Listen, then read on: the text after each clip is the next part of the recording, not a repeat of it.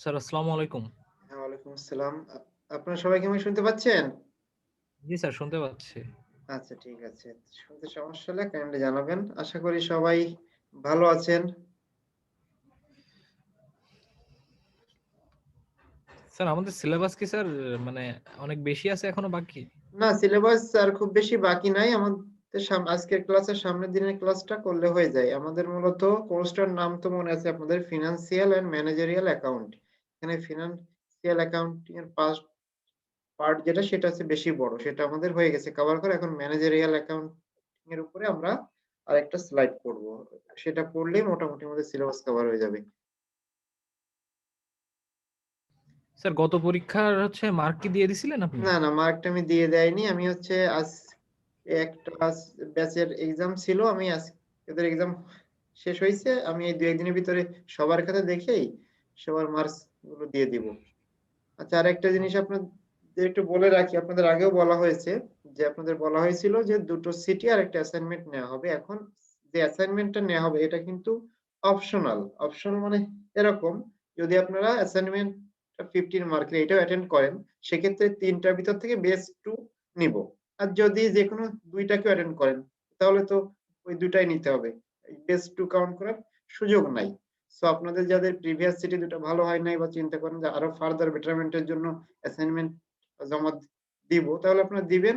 আপনাদের এখানে কোনো বাধ্যবাধকতা নাই। যাদের মনে হয় যে ইমপ্রুভমেন্ট দরকার তারা দিবেন। যদি মনে হয় যে না, আগের ২ টাতে আমার এনাফ মার্কস আছে, এটা আমার দিব না। আশা করি বিষয়টা আপনারা বুঝতে পারছেন। জি স্যার আচ্ছা, পারছি স্যার। তার আগে তো স্যার এই লাস্ট এটা তো জানা দরকার যে এটা হ্যাঁ, আসলে হ্যাঁ, কত হ্যাঁ, মার্ক হ্যাঁ, হইলো। অবশ্যই আপনাদের এই অ্যাসাইনমেন্ট অ্যাসাইন করার আগেই মার্কসটা আমি দিয়ে দিব। কিন্তু স্যার পরীক্ষাও তো চলে আসছে স্যার। হ্যাঁ, এক্সাম তো 14 তারিখে। এখন তো 2 উইকস এর মতো বাকি আছে। আমি আপনাদের অ্যাসাইনমেন্টটা তো আর আপনাদের ২-১ দিন সময় এরকম না তো। 1 উইক টাইম দেয়া হবে এবং আপনাদের এক্সামের ৪-৫ দিন আগেই আপনাদের জমা দিতে হবে। সো এটা তো আস্তে, আস্তে লিখবেন। এখানে তো এরকম ০.৫ ঘন্টা অনেক বেশি পড়াশোনা এমন না। আপনারা বিভিন্ন ম্যাটেরিয়াল কালেক্ট করেই লিখবেন। ১ সপ্তাহ না দিলেও এরকম ৫-৬ দিন টাইম দেব। আর হয়তোবা ৩ টা কোয়েশ্চেন দিলাম। ৩-৫ এ ১৫ মার্কস। আপনারা আস্তে, আস্তে লিখবেন। সমস্যা হবে না। তো আপনারা যেহেতু সবাই মোটামুটি অনেকেই জয়েন করছেন, আমরা তাহলে স্যার ক্লাসের দিকে এই যাই। উইকের মধ্যে ডিক্লেয়ার দিলে স্যার ভালো হতো, এই কারণ উইকের ভিতরে লাস্ট ডিক্লেয়ার। উইকের দিকে স্যার আমাদের তো অন্যগুলো পড়ার চাপ থাকতে পারে। আচ্ছা, আচ্ছা, আচ্ছা। তা ভালো বলছেন। আচ্ছা, ঠিক আছে। তাহলে আমি যথাসম্ভব চেষ্টা করব শুক্রবারের আগেই আপনাদের মার্কস এবং অ্যাসাইনমেন্ট দুটোই দিয়ে দেওয়ার।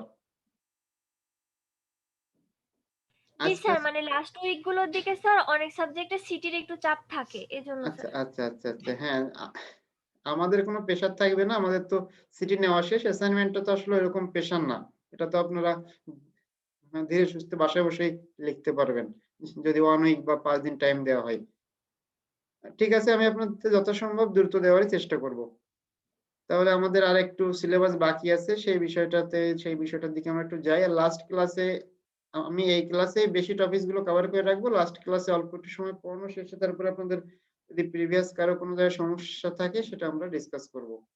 তো আপনারা সবাই জানেন আমাদের যে কোর্সটার নাম হচ্ছে ফিন্যান্সিয়াল অ্যান্ড ম্যানেজেরিয়াল অ্যাকাউন্ট।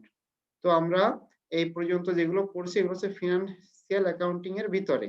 আজকে আমরা ম্যানেজেরিয়াল অ্যাকাউন্ট সম্পর্কে দেখব। তো আমি স্ক্রিন শেয়ার করি। আপনারা যদি দেখতে পান তো আমাকে একটু কনফার্ম করবেন। আমি একটা স্লাইড ওপেন করছি। আপনি দেখতে পাচ্ছেন? জি স্যার দেখতে জি পাচ্ছি। স্যার।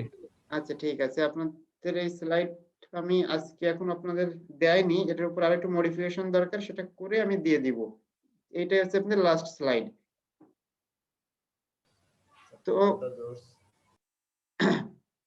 আপনারা নামটা দেখে বুঝতে পারছেন ফিন্যান্সিয়াল অ্যাকাউন্টিং মানে এখানে আমাদের হিসাব কিতাবের বিষয়গুলো বেশি ছিল। কোনটা ডেবিট ক্রেডিট হবে, জার্নাল, লেজার, টেবুলার অ্যানালাইসিস, বিভিন্ন ফিন্যান্সিয়াল স্টেটমেন্ট, এগুলো হচ্ছে ফিন্যান্সিয়াল অ্যাকাউন্টিং এর ভিতরে। ম্যানেজারিয়াল অ্যাকাউন্ট হচ্ছে একজন ম্যানেজারের যে গুণাবলী গুলো থাকা লাগে বা ম্যানেজারের কোন কস্টের বিষয় হিসাবে রাখতে হয়, টোটাল অর্গানাইজেশনের স্ট্রাকচারটা কেমন হতে হয়, কি হলে লাভ হবে, এই সকল বিষয় ম্যানেজারিয়াল অ্যাকাউন্টিং এ ডিসকাস করা হয়। তো আমরা যেগুলো সিলেবাসে আছে ওখান থেকে মোস্ট ইম্পর্টেন্ট যেগুলো সেগুলো আমরা কভার করে ফেলবো।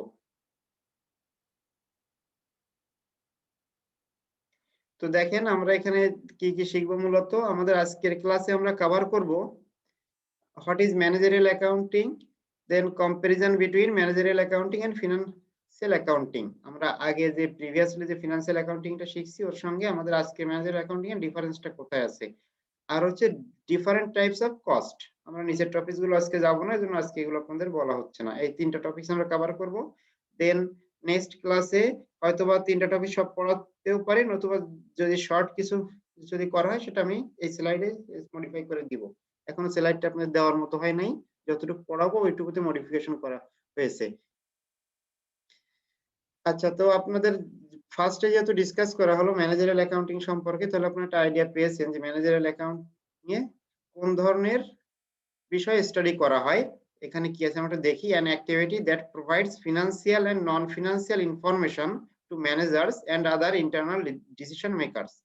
ফিনান্সিয়াল অ্যাকাউন্টিং এ যেমন অনলি ফিনান্সিয়াল ইনফরমেশন গুলো নিয়ে আমরা কাজ করছিলাম, এখানে হচ্ছে একজন ম্যানেজারের ফিনান্সিয়াল এবং নন ফিনান্সিয়াল অ্যাক্টিভিটি গুলো নিয়ে স্টাডি করা হয়, এবং সাথে ইন্টারনাল যেসব ডিসিশন মেকিং এর বিষয় আছে এই সবগুলো বিষয় ম্যানেজারিয়াল অ্যাকাউন্টিং এ ডিসকাস করা হয়। It is quite important to planning, control and decision making activities, because একটা অর্গানাইজেশন বা একটা বিজনেস চালাতে গেলে শুধুমাত্র যে আপনি হিসাব কিতাব ঠিক মতো পারেন এটা থাকলে তো হবে না। আপনাকে অনেক সময় রাইট ডিসিশন নিতে হবে, সঠিকভাবে প্ল্যানিং করতে হবে, আপনার আন্ডারে যারা আছে, যারা ওয়ার্কার আছে সবাইকে ঠিকমতো কন্ট্রোল করতে হবে, না হলে তো আপনার অর্গানাইজেশন থেকে প্রফিট আসবে না।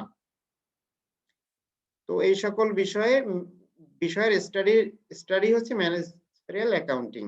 তো ম্যানেজারিয়াল অ্যাকাউন্টিং এর ডেফিনেশন তো এখানে বুঝিয়ে বলা আছে, আপনারা এক্সামে আসলে সাজায় গুছায় লিখবেন। তো এখন দেখেন যে ম্যানেজারিয়াল অ্যাকাউন্টিং এর সঙ্গে কোন বিষয়গুলো সম্পর্কযুক্ত, এই বিষয়গুলোকে বলা হচ্ছে environment of managerial accounting. Managerial accounting এর এনভায়রনমেন্টে কি কি আছে। ফার্স্ট এই বিষয়টা আমাদের মাথায় রাখা লাগে। কম্পিটিশন মানে আপনার যে অর্গানাইজেশন, নিশ্চয়ই আপনার সাথে কম্পিট করার জন্য আরো অর্গানাইজেশন আছে, আরো বিজনেস আছে। সো এই বিষয়টা অবশ্যই ম্যানেজারিয়াল অ্যাকাউন্টিং এর ভিতরে স্টাডি করা হয়, এবং একজন ম্যানেজারেরও বিষয়টা মাথায় রাখতে হয়। দেন রেগুলেটরি এনভায়রনমেন্ট বলতে বোঝানো হচ্ছে যেন আমার এনভায়রনমেন্ট উপর আমার একটা নিয়ন্ত্রণ থাকে, সম্পূর্ণ জিনিসটা আমার আন্ডারে থাকে।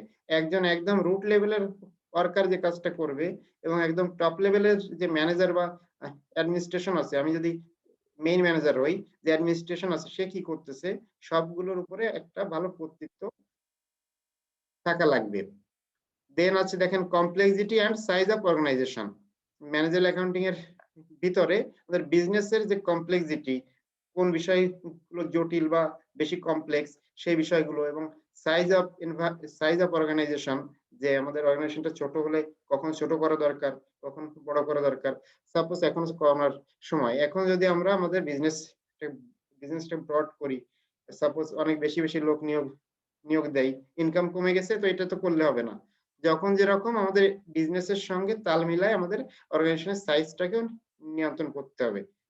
দেন আরেকটা বিষয় হচ্ছে এমফাসাইজ অন কোয়ালিটি। অবশ্যই আমরা যে প্রোডাক্ট বা যে সার্ভিসটা প্রোভাইড করি সেটা অবশ্যই কোয়ালিটিফুল হতে হবে, বিকজ কোয়ালিটিফুল কোনো জিনিস ছাড়া আপনি যত সস্তায় বিক্রি করেন সেটা 2 দিন পরেই লাটে উঠবে, যেটা সত্য কথা।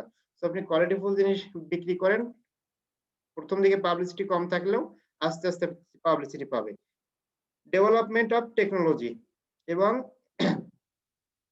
বিজনেসে যে টেকনোলজি গুলো ইউজ করা হচ্ছে সেগুলো ডেভেলপমেন্টের দিকে অবশ্যই নজর রাখতে হবে। যে আমরা নোকিয়া ফোন আগে ইউজ করতাম, এখন অ্যান্ড্রয়েড ফোন আসছে, স্মার্টফোন, আমাদের এটা ইউজ না করি তাহলে তো হবে না। আবার আগে ছিল 3G, এখন 4G 5G আসতেছে। আমাদেরও যুগের সঙ্গে যে ম্যানেজারিয়াল অ্যাকাউন্টিং যেটা আছে, ম্যানেজারদের এই সকল বিষয়গুলোতে নজর দিতে হবে।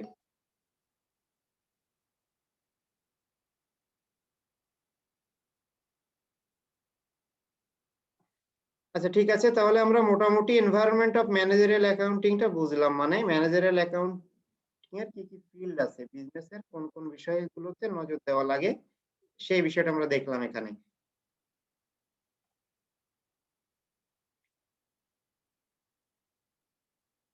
আচ্ছা, এখন আমরা দেখব ফিনান্সিয়াল অ্যাকাউন্টিং আর ম্যানেজারিয়াল অ্যাকাউন্টিং এর ডিফারেন্সটা কোথায় আছে। ফিনান্সিয়াল অ্যাকাউন্টিং আমরা প্রিভিয়াস যত ক্লাস আছে ফিনান্সিয়াল অ্যাকাউন্টিং সম্পর্কে পড়ছি।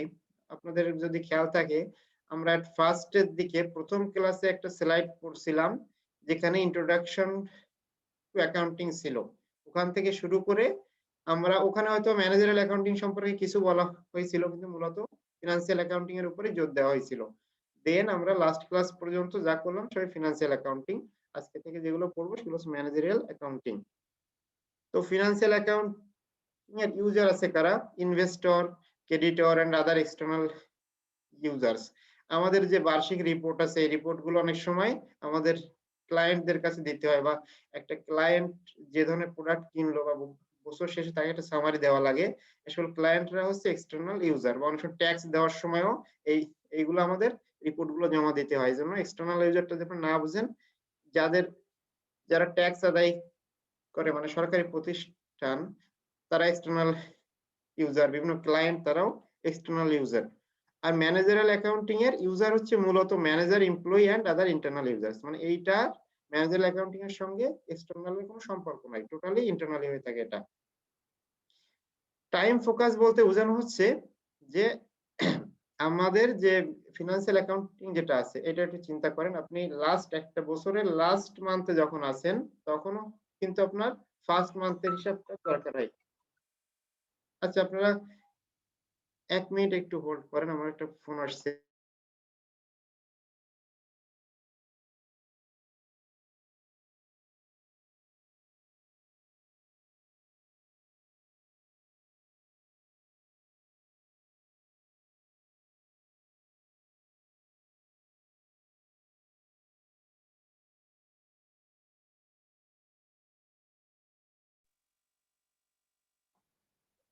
সম্ভবত আপনাদেরই একজন ব্যাচমেটের আব্বু অনেক অসুস্থ, উনি ফোন দিছিলেন যে ক্লাস অ্যাটেন্ড করা সম্ভব হচ্ছে না।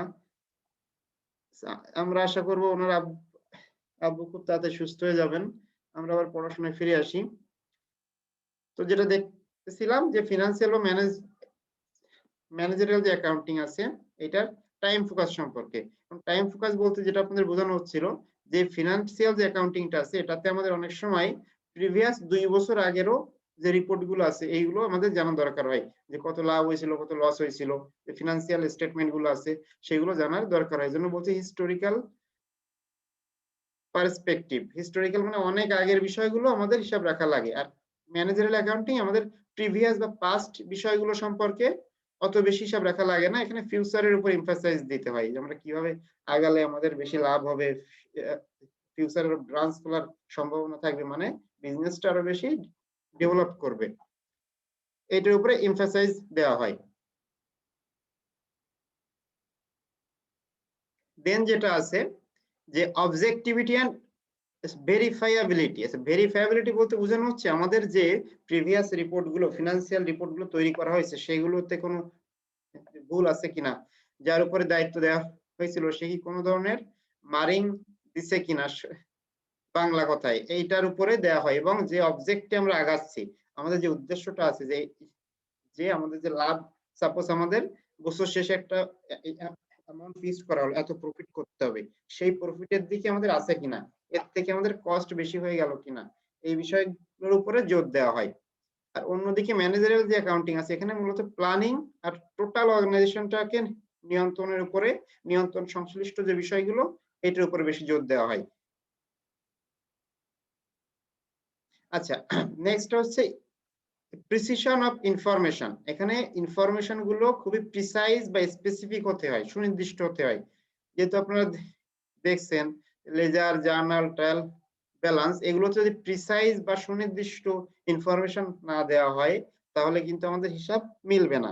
অন্যদিকে ম্যানেজারিয়াল অ্যাকাউন্টিং এ ইম্পর্টেন্স দেওয়া হয় হচ্ছে টাইমলিনেস ইনফরমেশন, সময় মতো সঠিক জিনিসটা সিদ্ধান্ত নেওয়া হচ্ছে কিনা। যেমন একটু আগে এক্সাম্পল দিলাম, যদি আপনার একটা প্রাইভেট অর্গানাইজেশন হয়, করানোর সময় দেখতে হবে কোনগুলো আমাদের অপশনাল প্রজেক্ট আছে বা অপশনাল কর্মচারী আছে, তাদের তো আমরা অবশ্যই রাখলে আমাদের বিজনেস ফল করবে, বা অপশনাল যেগুলো সেগুলোকে বাদ দিতে হবে। জন্য বলা হচ্ছে টাইমলিনেস অফ ইনফরমেশন, সময় মতো সঠিক কাজটা আমাদের করার দরকার হবে। সাবজেক্ট ফোকাস, কোন সাবজেক্টের উপর ফোকাস দিয়ে আমরা একটু দেখি। Summarize data for the whole organization, total অর্গানাইজেশনের যে সামারাইজড যে ডাটাটা এইটার উপর মেইনলি ফোকাস করা হয়। সাপোজ আপনি যদি আপনার এক মাস শেষে আপনার ইনকাম স্টেটমেন্টটা যদি দেখেন, কোথায় কত ট্রানজাকশন দেখার দরকার নাই, জাস্ট ইনকাম স্টেটমেন্টটা দেখলেই কিন্তু আপনি আপনার অর্গানাইজেশনের অবস্থান বুঝতে পারবেন যে আমার এত এত কস্ট হয়েছে, এত প্রফিট হলো, নেট ইনকাম এত। আর এখানে কি করা হয়, detailed segment reports on an organization. এখানে হচ্ছে প্রত্যেকটা সেগমেন্টের, সাপোজ আপনার যদি প্রোডাকশন, ডিস্ট্রিবিউশন এরকম আলাদা আলাদা সেগমেন্ট থাকে বিজনেসের ভিতরে, তাহলে প্রত্যেকটা সেগমেন্টের জন্য আলাদা আলাদা রিপোর্ট দরকার হয়, যে কোন সেগমেন্টটাতে বেশি ইমপ্রুভ হচ্ছে, কোন সেগমেন্টটাতে প্রবলেম আছে, কোনখানে লোক নিয়োগ দেওয়ার দরকার হবে। এই বিষয়গুলো এই সাবজেক্ট গুলোর উপর ফোকাস করা হয় ম্যানেজারিয়াল অ্যাকাউন্টিং এ। তো নেক্সট যেটা আছে দেখেন যে রিকোয়ারমেন্টস। আচ্ছা, রিকোয়ারমেন্টস এর ভিতর একটা অ্যাব্রিভিয়েশন ফর্ম আছে গ্যাপ। সো গ্যাপের ফুল ফর্মটা বলে আসি, আমি এখানে নিচে লিখে দিয়েছি, আপনাদের বুঝতে অসুবিধা নাই। গ্যাপ হচ্ছে জেনারেলি অ্যাকসেপ্টেড অ্যাকাউন্টিং প্রিন্সিপালস, যে প্রিন্সিপাল গুলো অ্যাকাউন্টিং এর জন্য নরমালি গ্রহণযোগ্য যে প্রিন্সিপাল গুলো আছে সেইগুলা। এইটা ফিনান্সিয়াল অ্যাকাউন্টিং হচ্ছে স্ট্রাকচার্ড ওয়েতে চলে, এবং সঙ্গে এটা ওই প্রিন্সিপাল গুলো দ্বারা নিয়ন্ত্রিত হয়।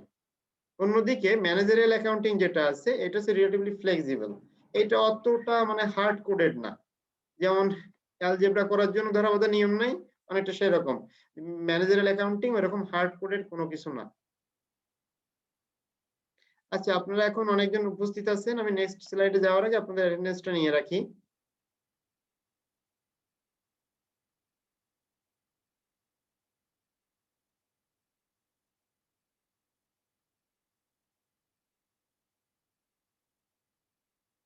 আর যদি কেউ মিস হয়ে যান তাহলে কাইন্ডলি কমেন্ট করে দিবেন, বা অনেক সময় এমন হয় ওই যেমন একজন স্টুডেন্টকে ফোন দিল, আপনার ফোন দিলেও হবে বা আমাকে নিচে জাস্ট কমেন্ট করে দিলেই হবে, জাস্ট যদি আপনি জয়েন করে থাকেন। আর এমার্জেন্সি কিছু হলে আমাকে জানাবেন। আপনাদের অ্যাটেন্ডেন্সের উপরে 5 মার্কস আছে, যেহেতু শুধু আপনারা জয়েন করলেই 5 মার্কস পাচ্ছেন। ওকে, ঠিক আছে, তাহলে আমরা ফিনান্সিয়াল আর ম্যানেজারিয়াল অ্যাকাউন্টিং এর ডিফারেন্সটা দেখলাম। এই ডিফারেন্সটা কিন্তু খুবই ইম্পর্টেন্ট এক্সামে আসার মতো।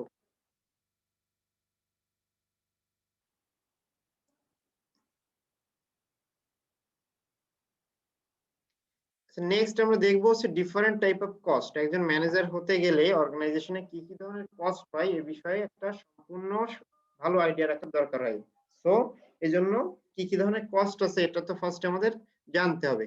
কস্টকে আমরা কয়েকটা ক্যাটাগরিতে মানে কয়েকটা জিনিসের রেসপেক্টে ক্লাসিফাই করব। টপিক গুলো হচ্ছে রিলেভেন্স মানে আপনারা বুঝতে পারতেছেন যে সম্পৃক্ততা, বিহেভিয়ার, কস্টের ব্যবহারের উপরে ডিপেন্ড করে ক্লাসিফাই করা হবে। আর একটা কন্ট্রোলাবিলিটি, মানে যে কস্টটা এটা যদি আমরা নিয়ন্ত্রণ করতে পারি কিনা এইটার এই বৈশিষ্ট্যের উপরে বিচার করে ক্লাসিফাই করা হবে। ট্রেসেবিলিটি, ট্রেস করা মানে তো বোঝেন যে কোথায় কি হচ্ছে সে বিষয়টা আইডিয়া রাখা, যে কস্টটা কিভাবে হবে এই বিষয়ে যদি আমরা ট্রেস রাখতে পারি তাহলে এক ধরনের কস্ট হবে, আর ট্রেস করতে না পারলে অন্য ধরনের কস্ট হবে। আরেকটা ফাংশনের উপর ডিপেন্ড করে, মানে সাপোজ আমরা এটা কি সেল করার ফাংশনের জন্য কস্ট হলো নাকি বাই করার পারপাসে কস্ট হলো, এরকম ডিফারেন্ট ফাংশনের উপর বেস করে ক্লাসিফাই করা যাইতে পারে। তো আমরা ফার্স্টে দেখি রিলেভেন্সের উপরে বেস করে কয়ভাবে কস্টটাকে ক্লাসিফাই করা যায়। তো রিলেভেন্সের উপরে বেস করে দেখেন কয়েক ধরনের কস্ট আছে। আমরা ফার্স্টে কস্টের নামগুলো একটু জেনে আসি, যেমন রিলেভেন্ট কস্ট, ইররিলেভেন্ট কস্ট, এই দুটো বাদে আরো আছে কিন্তু রিলেভেন্সের উপরে বেস করে, সেইগুলো একটু দেখে আসি। সাঙ্ক কস্ট আছে, দেন আউট অফ পকেট কস্ট আছে, অপরচুনিটি কস্ট আছে, এগুলো সব হচ্ছে রিলেভেন্সের আন্ডারে। তো তাহলে আপনাদের এক্সামে যদি আসে classify cost according to relevance, তাহলে কিন্তু এই নামগুলো আপনাদের দিতে হবে। তো এগুলোর সাথে কিন্তু এক্সাম্পল অবশ্যই দেওয়া লাগবে, আমি প্রত্যেকটার এক্সাম্পল আপনাদের এখন দেখাবো। যতগুলো কস্ট আছে প্রত্যেকটা এক্সাম্পল আপনাদের মনে রাখা লাগবে, বা অনেক সময় এক্সামে এমনও আসতে পারে শুধুমাত্র কস্টের নাম উল্লেখ করে দিলাম, প্রত্যেকটার একটা করে এক্সাম্পল দেন, তাহলে প্রত্যেকটা 1 মার্ক, এক্সাম্পল দিলে 1 মার্ক পেয়ে যাবেন। তো আপনারা একটু মন দিয়ে শুনলেই বুঝতে পারবেন। আচ্ছা, রিলেভেন্ট কস্ট হচ্ছে সেইটা যেটা একটা ডিসিশনের সঙ্গে সম্পর্কযুক্ত। এখানে টোটাল যা আছে আমি সারমর্মটা আপনাদের বলি, যে একটা ডিসিশনের সাথে সম্পর্কযুক্ত যে কস্টটা সেটা হচ্ছে রিলেভেন্ট কস্ট। মানে আমি একরকম ডিসিশন নিলে কস্ট একরকম হবে, অন্যরকম ডিসিশন নিলে কস্ট অন্যরকম হবে। সাপোজ আপনার বিজনেসের পারপাসে যদি খুলনা থেকে ঢাকায় যাওয়ার দরকার হয়, আপনি যদি বাই বাসে যান একরকম কস্ট হবে, যদি বাই প্লেন হয় তাহলে অন্যরকম কস্ট হবে। তো তাহলে এটাকে বলতে হবে রিলেভেন্ট কস্ট, বিকজ এটা টোটালি ডিপেন্ড করে আমার ডিসিশনের উপরে। এখানে দেখি নতুন কিছু আছে কিনা আমরা একটু দেখি। Cost that are applicable to a particular decision, যেটা আপনাদের বললাম। তারপর আছে cost that should have a bearing on which alternative a manager selects. হ্যাঁ, একই জিনিস, যে আমি যদি ম্যানেজার হই, আমি সিলেক্ট করলাম যে আমাদের যে টিম আছে, সার্ভিস টিম, যদি বাসে যাই তাহলে এই কস্ট হবে, বা প্লেনে গেলে এই কস্ট হবে। সো এটা হচ্ছে ম্যানেজার যে অল্টারনেটিভটা সিলেক্ট করবে তার উপরে। আরেকটা হচ্ছে কস্ট দ্যাট আর অ্যাভয়েডেবল, মানে এইটা কোনোভাবে অ্যাভয়েড করার উপায় নাই। এটা তো এমন হতে পারে না যে আমাদের টিম এখান থেকে হেঁটে ঢাকা পর্যন্ত যাবে। সো রিলেভেন্ট কস্ট হলো সেটা হচ্ছে অ্যাভয়েডেবল, হয়তো বা হাতে অপশন আছে এইটা বা এইটা, বাট এটা অ্যাভয়েডেবল। আরেকটা কি আছে, future cost that differ between alternatives. এটা অনেক সময় ফিউচার যে কস্ট আছে, এমন হলো যে ঢাকায় আমরা আজকে যাব না, আমরা 1 সপ্তাহ পরে যাব, তাহলে সেখানে যদি ডিসিশন মেকিং এর বিষয়টা থাকে তাহলে সেটাকে আমরা বলবো রিলেভেন্ট কস্ট। আর তাহলে রিলেভেন্ট কস্ট যদি আপনারা বোঝেন, তাহলে ইররিলেভেন্ট কস্ট হচ্ছে যেটাতে কোনো ডিসিশন মেকিং এর সুযোগ নাই। সাপোজ ডিসিশন মেকিং এর সুযোগ নাই যদি এরকম হয় যে আমাদের একজন কর্মচারী নিয়োগ দিতে হবে, সো তো কর্মচারী নিয়োগ দেওয়াই লাগবে, এখানে তো আমাদের কোনো অল্টারনেটিভ নাই, তাহলে এটা হয়ে যাবে ইররিলেভেন্ট কস্ট। আমরা সহজে বুঝলাম যে কস্টটার সঙ্গে ডিসিশন সম্পর্ক যুক্ত আছে, যে বিভিন্ন ডিসিশনে বিভিন্ন রকম কস্ট আসবে, সেটা রিলেভেন্ট কস্ট। আর যে কস্টে ডিসিশন নেওয়ার সুযোগ নাই, যে আমাদের এই কস্টটা হবেই, সেটা হচ্ছে ইররিলেভেন্ট কস্ট। তারপরে যে কস্টটা আছে এটা হচ্ছে সাঙ্ক কস্ট। এটা ডেফিনেশনটা আমরা একটু দেখি। All cost incurred in the past that can not be changed by any decision made now or in the future. আচ্ছা, সহজ কথায় সাঙ্ক কস্ট হচ্ছে যে কস্টটা অতীতে হয়ে গেছে। এখন একটা কস্ট যদি অতীতে হয়ে যায়, আপনি বর্তমানে থেকে যে ডিসিশনই নেন না কেন, ওইটাকে কিন্তু কোনোভাবেই চেঞ্জ করা যাবে না। এই কস্টটাকে বলা হচ্ছে সাঙ্ক কস্ট।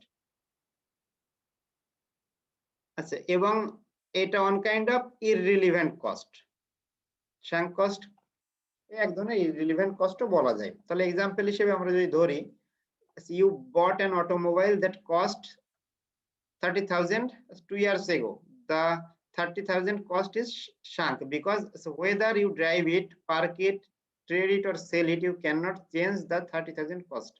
একটা অটোমোবাইল বা সাপোজ ইজি বাইকের মতো যদি ধরা হয় যে 30,000 টাকায় অবশ্য কেনা যায় না, একটা অটোমোবাইল যদি আপনি 30,000 টাকায় কেনেন 2 বছর আগে, তো এটা হবে একটা সাঙ্ক কস্ট। বিকজ এখন আমি গাড়িটা যেখানে ড্রাইভ করি, যেখানে পার্ক করি বা যা ব্যবসা করি, ওই যে কস্ট হয়েছিল ওইটা তো আমি কোনোভাবে চেঞ্জ করতে পারবো না।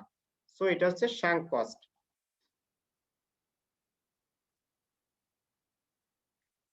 তো তারপরে যে কস্টটা আছে রিলেভেন্সের আন্ডারে, সেটা হচ্ছে আউট অফ পকেট কস্ট। এইটা হচ্ছে রিকোয়ার ফিউচার আউটলেস অফ ক্যাশ। এটা হচ্ছে ফিউচারে, এই কস্ট হবে ফিউচারে, আউটলে মানে হচ্ছে খরচ, ব্যয়, associated with a particular decision relevant for future decisions. এটা টোটালি ফিউচার ডিসিশনের উপরে ডিপেন্ডেন্ট, যে আউট অফ পকেট কস্ট আছে। আমরা একটা এক্সাম্পল দেখি, এক্সাম্পল দেখলে বিষয়টা ক্লিয়ার হবে। এখানে আছে যেমন দেখেন, considering the decision to take a vacation or stay home, if you choose a vacation you will have travel cost. এই যে ট্রাভেল কস্ট হবে সেটা হচ্ছে আউট অফ পকেট কস্ট, একটা ছুটি পাইলেন, সেখানে সাপোজ 3 মাস পরে ছুটি, যে সিদ্ধান্ত নিলেন আমি ঘুরতে যাব কি বাড়িতে থাকবো। যদি ঘুরতে যান তাহলে যে ট্রাভেল কস্টটা হবে সেটা হবে out of pocket cost.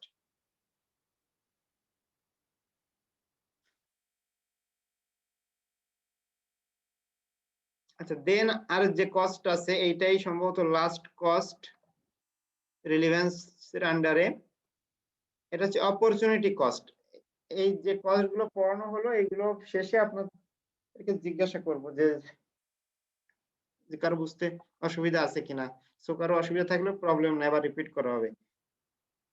Opportunity cost যেটা আছে সেটা হচ্ছে the potential benefit that is given up when one alternative is selected over another. সহজ কথায় হচ্ছে যে আমাদের হাতে দুইটা পথ আছে, এখন যদি আমরা একটা পথ অ্যাকসেপ্ট করি তাহলে অন্য পথটা নিলে যে সুবিধাটা হতো সেটা আমরা লস করলাম। ওই যতটুকু লস হলো এটা হচ্ছে অপরচুনিটি কস্ট। আমরা একটা এক্সাম্পল দেখলে আরো স্পষ্ট হবে। If you were not attending college or university you could be earning $25,000 per year. বলা হচ্ছে যদি আপনি ইউনিভার্সিটি বা কলেজ অ্যাটেন্ড না করেন তাহলে আপনি বাৎসরিক $25,000 ইনকাম করতে পারবেন। তাহলে বাই চান্স আমি যদি ইউনিভার্সিটি কলেজে যাই তাহলে তো এই টাকাটা ইনকাম করা সম্ভব হবে না। তো এটা হচ্ছে আমাদের অপরচুনিটি কস্ট হয়ে যাবে। Your opportunity cost of attending college or university for 1 year is 25,000। হ্যাঁ, যদি আমরা ওইটা না নিয়ে অন্য একটা অ্যাকসেপ্ট করলে ওইখানে যে বেনিফিটটা আমরা পাইতাম ওইটা হয়ে যায় অপরচুনিটি কস্ট। তাহলে এখানে আমরা 5 ধরনের কস্ট দেখলাম রিলিভেন্সের আন্ডারে। একটা ছিল relevant cost, irrelevant cost, then তারপরে ছিল sunk cost, out of pocket cost, আর একটা ছিল হচ্ছে অপরচুনিটি কস্ট। তো আপনারা একটু বলেন যে এই যে 5টা কস্ট পড়া হলো এটা বুঝতে অসুবিধা আছে কারো?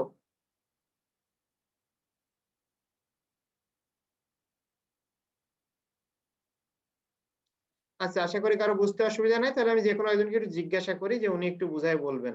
আচ্ছা, আমি লাস্টে যে টপিকসটা পড়লাম এই জিনিসটা একটু কেউ বুঝায় বলেন। অপরচুনিটি কস্ট আসলে কি জিনিস? আচ্ছা, যে উপরে যে আছেন রেজাউল করিম, আপনি শুনতে পাচ্ছেন? এমডি রেজাউল করিম, আপনি শুনতে পাচ্ছেন?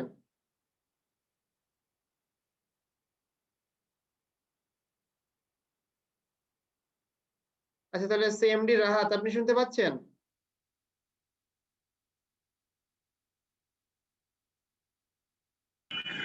স্যার আমি একটু বাইরে আছি স্যার। আচ্ছা, ঠিক আছে, তাহলে আপনি মাইক্রোফোন অফ করেন। আচ্ছা, তাহলে হচ্ছে 6 এ ব্যাচের সিআর টুম্পা, আপনি শুনতে পাচ্ছেন?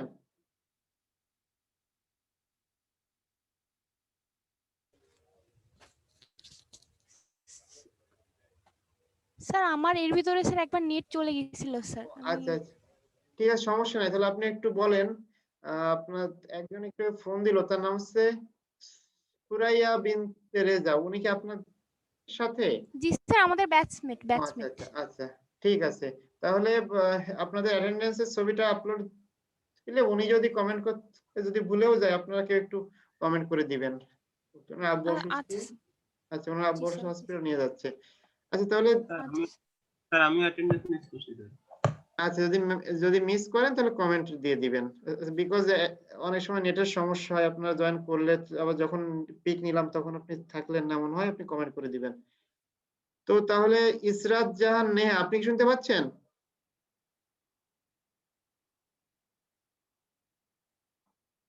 আচ্ছা, ঠিক আছে। তো আশা করি বুঝতে পারছেন বা আপনাদের নেটওয়ার্কের সমস্যার জন্য আপনারা অ্যান্সার করতে পারছেন না। যদি নাও বুঝে থাকেন আপনারা রেকর্ডিংটা দেখলে আশা করি বুঝবেন। তবু আমি আরেকজনকে একটু জিজ্ঞাসা করি। শামিমা শিমু, আপনি শুনতে পাচ্ছেন?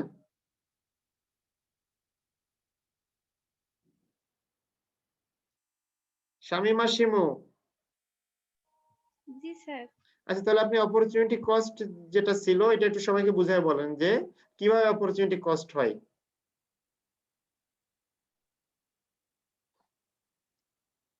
স্যার এটা হচ্ছে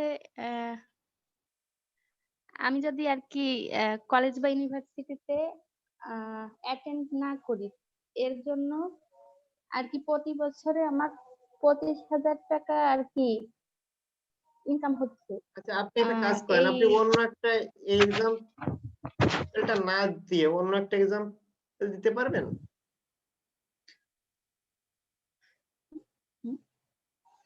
স্যার মনে পড়তেছে না এখন। আচ্ছা, ঠিক আছে। সাপোজ এরকম আপনার একটা জবের অফার আসলো, জবের অফার, আপনার বাসা খুলনায়, আপনি একটা জবের অফার পাইলেন খুলনায়, সেখানে আপনাকে মাসে 20,000 টাকা স্যালারি দেওয়া হবে। আর একটা জবের অফার আপনি পাইলেন, সেটা পাইলেন হচ্ছে কোথায়? সেটা পাইলেন হচ্ছে আপনি ঢাকায়। ঢাকায় সেখানে দেবে 25,000। তো আপনি চিন্তা করলেন 25,000 টাকার জন্য আমি ঢাকায় কি জন্য যাবো, ওর থেকে আমি খুলনায় থাকি। যদি খুলনায় থাকেন তাহলে আপনার অপরচুনিটি কস্ট হবে কত? ওখানে দিতে 25 আর আপনি এখানে পাচ্ছেন 20, তাহলে 25 মাইনাস 20 মানে 5,000। আর আমরা যে ইউনিভার্সিটির যে এক্সাম্পলটা দেখলাম, ওখানে অ্যাকচুয়ালি ওখানে হচ্ছে এই ধরনের মানে ইউনিভার্সিটিতে আসলে আমাদের কোনো ইনকাম হচ্ছে না। সাপোজ ইউনিভার্সিটি আসলে যদি সামথিং ইনকাম হতো, বা বলা যায় ইউনিভার্সিটি ইনকাম হচ্ছে 0, এই জন্য ওখানে যে $25,000 ছিল ওখান থেকে 0 মাইনাস যে 25,000ই আমাদের থেকে গিয়েছে। তো আশা করি বিষয়টা আপনারা বুঝতে পারছেন।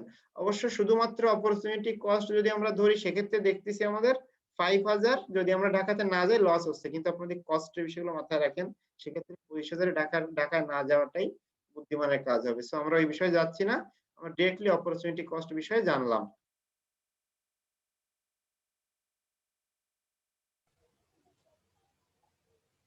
আচ্ছা, নেক্সট আমরা চলে যাই, এরপরে কোনটা আছে? আচ্ছা, এরপরে আমরা চলে যাই হচ্ছে কস্ট ক্লাসিফিকেশন বাই বিহেভিয়ার। যে কস্টের বিহেভিয়ারের উপরে আমরা যদি বিহেভিয়ার কনসিডার করি তাহলে কি কি ধরনের কস্ট হতে পারে। সো ফার্স্টে আমরা ভিতরে যাওয়ার আগে আপনাদের বলে রাখি, দুই রকম হতে পারে মেইনলি, একটা ফিক্সড কস্ট আর একটা ভেরিয়েবল কস্ট। তো নাম শুনেই তো বোঝা যাচ্ছে যে কস্টটা চেঞ্জ হয় না সেটা হচ্ছে ফিক্সড কস্ট, আর যে কস্টটা সময়ের সাথে বা আমাদের অ্যাক্টিভিটি বা আউটপুটের উপরে বেস করে চেঞ্জ হয় সেটা হচ্ছে ভেরিয়েবল কস্ট। তো আমরা একটু এখানে দেখি যে how A cost will react to change in the level of business activity. আমার বিজনেসের ভিতরে যে অ্যাক্টিভিটি গুলো আছে সেইগুলো চেঞ্জ হলে আমাদের কস্টের বিহেভিয়ার কিভাবে চেঞ্জ হয়, তার উপরে বেস করে দুই রকম কস্ট। ফিক্সড কস্ট, যেখানে ফিক্সড কস্টটা হচ্ছে do not change when activity or output changes. Suppose যদি আমাদের, আমি আউটপুট দিয়ে বোঝালে বুঝতে সুবিধা হবে, যদি আমাদের সাপোজ কোনো কারণে বিজনেসের আউটপুট যদি বেশি হয়, বিজনেস থেকে বেশি পরিমাণে আমরা প্রোডাক্ট দিয়ে আউটপুট করতে পারি, এইটার জন্য যদি আমাদের যে কস্টতে কোনো চেঞ্জ হবে না সেটা হচ্ছে ফিক্সড কস্ট। আর এই আউটপুট বেশি হলে বা আমাদের বিজনেসের ভিতরে অ্যাক্টিভিটি যদি বেশি হয় তাহলে যে কস্টটা চেঞ্জ হবে সেটা হচ্ছে ভেরিয়েবল কস্ট। তাহলে উদাহরণ হিসেবে আমরা একটু দেখি, ফিক্সড কস্ট হচ্ছে রেন্ট। সাপোজ আপনি যদি আপনার বিজনেস থেকে যদি বেশি প্রোডাক্ট মান্থলি বেরও হয়, তাতেও কিন্তু আপনি যে ইন্ডাস্ট্রিটা বা যে বিল্ডিংটা ভাড়া নিয়ে বিজনেস চালাচ্ছেন সেখানে কিন্তু বেশি রেন্ট দেওয়ার দরকার হবে না, আপনি সেখানে আগেও যে ভাড়া দিতেন এখনো সেই রেন্টই দিতে হবে। স্যালারি এমপ্লয়ি, আপনার যদি এমপ্লয়ি সংখ্যা যদি না বাড়ে, আপনি সাপোজ শুধুমাত্র আপনি আগে যে পরিমাণ ইনপুট দিতেন এখন তার থেকে বেশি ইনপুট দিচ্ছেন, এজন্য আউটপুটটা বেশি পাচ্ছেন, তাহলে আপনার স্যালারি এমপ্লয়িও কিন্তু চেঞ্জ হবে না। তাহলে রেন্ট আর স্যালারি এমপ্লয়ি দুটো হচ্ছে ফিক্সড কস্ট। আর ভেরিয়েবল কস্ট যেটা, সাপোজ আপনার